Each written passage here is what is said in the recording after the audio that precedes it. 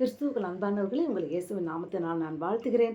இந்த 40 நாட்கள் இந்த தவ காலத்தில் நாம் ஒவ்வொரு நாளும் 40 என்ற என்பதில் வேதத்தில் என்னென்ன வருகிறது என்று சொல்லி நாம் பார்த்து கொண்டே இருக்கிறோம். பிரியமானவர்களே, இன்றைக்கு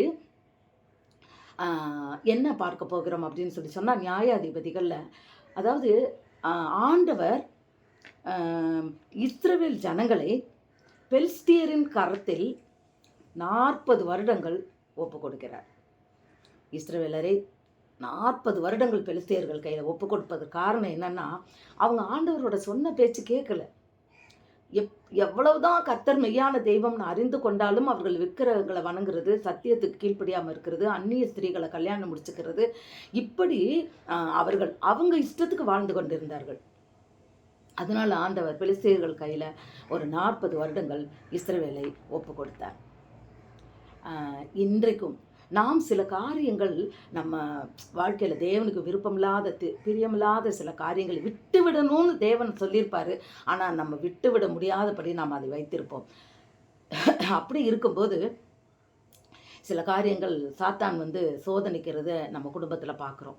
அதனால் இன்றைக்கு அந்த சோதனைகளிலிருந்து விலகும்படியாய் அந்த சாத்தானுடைய கரங்கள்ல இருந்து நமக்கு வருகின்ற அந்த ஆசீர்வாதத்தின் தடைகளில் உடையும்படியாய் நாம் இன்றைக்கு நம்மை தேவனிடத்துல நாம் ஒப்பு கொடுத்து கர்த்தருடைய கற்பனைகளுக்கும் கட்டளைகளுக்கும் கீழ்ப்படியும்படியாய் நம்மை நாம் அர்ப்பணிப்போம். இந்நாள் தியானத்தில் நாம் அதை கற்றுக்கொண்டோம். கர்த்தர் பெரியவர். அது மாத்திரமில்லை பிரியமானவர்களே, இந்த 40 நாட்களும் லாங் வீடியோ போடுறேன். 40 தியானங்கள், தவ காலத்தில் 40 தியானங்கள். நாம் எப்படி மறுரூபமாக வேண்டும்? கர்த்தருடைய சத்தம் அது ஒரு மனுஷரோட சத்தம் அல்ல. கர்த்தர் என்ன நம்ம எதிர்பார்க்கிறார்? இந்த 40 நாட்களும் நாம் மறுரூபப்பட வேண்டும். ஏன்னா ஒருவன் ஜலத்தினாலும் ஆவியினாலும் மறுபடியும் பிறவாவிட்டால் தேவனுடைய ராஜ்யத்துக்குள்ளே போக முடியாது.